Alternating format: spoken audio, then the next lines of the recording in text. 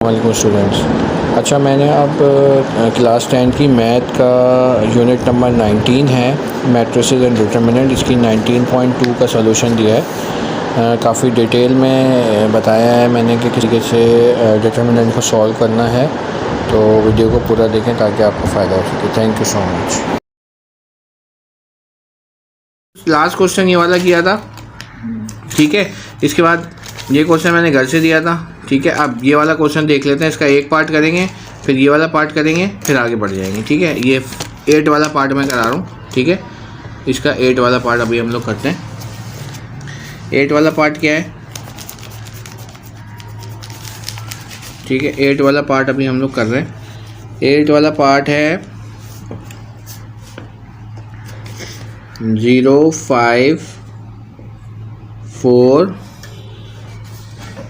0, 5, -4, -3, 4, -5, 1, 0, -5, ठीक है। कैसे करते हैं इसको सवाल को? सबसे पहले सवाल लिख के हम क्या करते हैं, इसमें एक्सपेंड होता है, पता है ना तुमको। अच्छा, कोशिश करो कि अगर 0 आ रहा है तो एक्सपेंड आप उसी से कर लो। वैसे आप एक्सपेंडिंग बाय R1 ही करना, पता है ना कि ये वाली रो हमारी R1 कहलाती है, ये R2 है और ये R3 है, ठीक है। इसी तरीके से ये C1 है, ये C2 है और ये C3 है, ठीक है। तो एक्सपेंडिंग बाय हम क्या कर रहे हैं, एक्सपेंडिंग बाय R1 हम कर रहे हैं, यानी कि R1 को हम एक्सपेंड कर रहे हैं, ठीक है। तरीका बता चुका हूँ। एक्सपेंड जब भी करेंगे यहाँ पे 0 आ जाएगा, ठीक है। और ये वाली रो तो ख़त्म है हुई है, ठीक है। और जो इसकी कॉलम होगा वो भी एंड हो जाएगा, ठीक है। तो फिर कौन से नंबर बचे हमारे पास, कौन से नंबर बचे हमारे पास? 4, 5, 4, -5, 0 और -5। तो इसको हम मॉड की शक्ल में लिख देंगे, 4, -5, 0 और -5, ठीक है। 0 के बाद आता है दूसरा नंबर, दूसरे के बाद मैंने बताया था कि प्लस माइनस चलता है, ठीक है। प्लस के बाद आ जाएगा माइनस, ठीक है। तो -5 हो जाएगा यहाँ पे, और यहाँ पे ये रो ख़त्म, ये रो ख़त्म हुई हुई है और ये भी ख़त्म हो जाएगा। तो क्या बचेगा, -3, -5, 1 और -5, ठीक है। फिर आ जाएगा प्लस का फार्मूला और वो माइनस का 4 हो जाएगा, ठीक है। ये एंड हो गया तो माइनस का 3, 4, 1 और 0 हो जाएगा, ठीक है। अब इसके बाद 0 जब भी आए तो 0 आप डायरेक्ट लिख दो, कुछ करने की ज़रूरत नहीं है, क्योंकि जब इसको तुम सॉल्व करके 0 से मल्टीप्लाई करोगे तो आंसर 0 ही आएगा, ठीक है।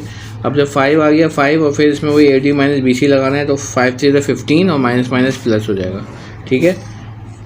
माइनस फार्मूले का और एक माइनस ये तो प्लस बन जाएगा ये, ठीक है। और 5 बन जाए 5, सही है।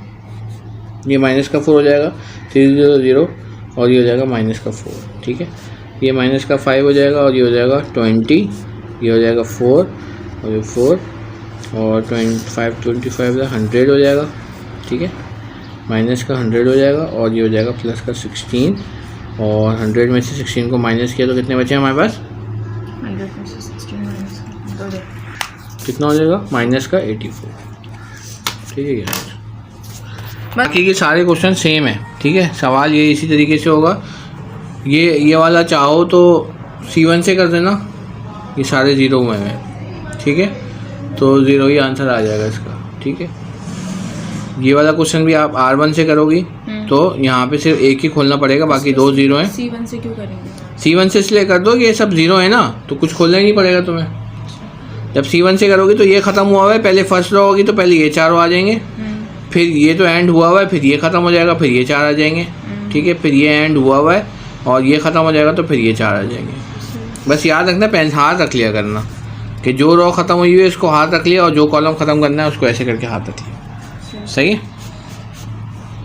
तो ये सारे सवाल जो हैं इसमें तुम्हारे हो जाएंगे। क्वेश्चन नंबर 3 में कुछ अलग सा है, इसमें लिखा हुआ आ रहा है, अब कंफ्यूज करने के लिए आप लोगों को दिया हुआ है। A दिया हुआ है, then compute M12, M122, M21, A12, A22 और A23।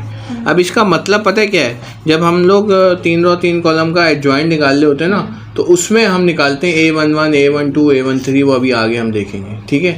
अभी फ़िलहाल बस ये याद रख लो कि पहली जो चीज़ होती है ना वो रो को ज़ाहिर करती है और दूसरी चीज़ कॉलम को ज़ाहिर करती है।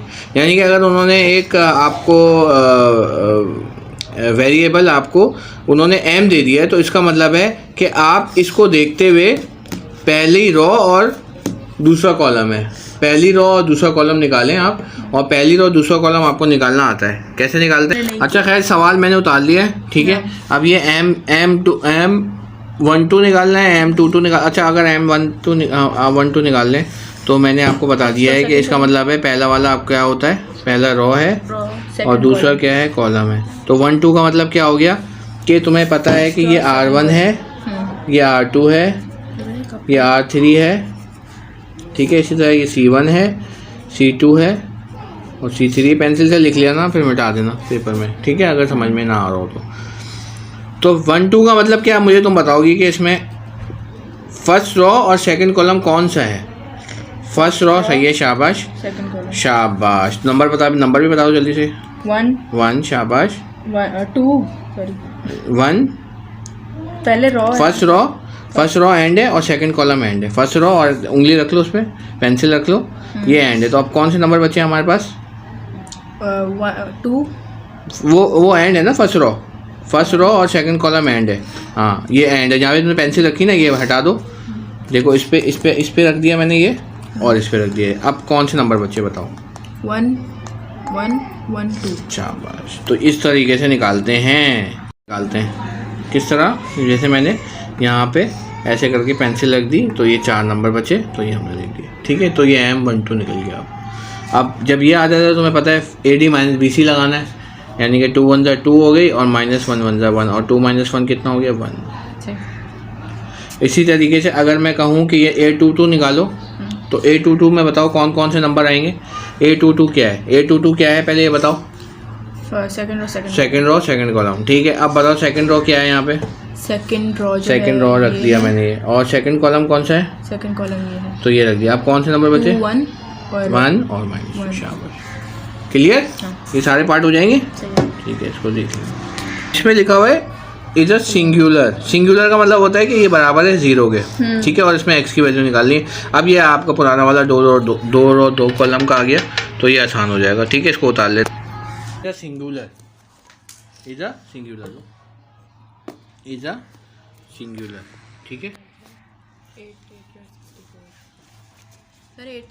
सही है। अब यहाँ तक हमने ये किया था, ठीक है। इसके बाद हमने दोबारा से यहाँ से 22 - 6x लिख लिया, ठीक है। और इस 6 को मैंने इधर पहले किया तो माइनस का था, प्लस का था, माइनस का हो गया, फिर इसको डिवाइड कर दिया और 11/3 हमारा आंसर हो गया, ठीक है। सिंगुलर का मतलब तुम्हें मैं बता चुका हूँ कि सिंगुलर का मतलब है कि बराबर है 0 के, ठीक है। यहाँ से हमें x की वैल्यू निकालनी है, ठीक है। तो 5x और ये हो गया हमारा x + 1 और ये हो गया 2 4 और ये बराबर है 0 के। सिंगुलर का मतलब होता है 0, ठीक है। AD माइनस BC लगा देते हैं। 5 - x AD हो गया और -b हमारा हो गया ये, और c हो गया ये, ठीक है।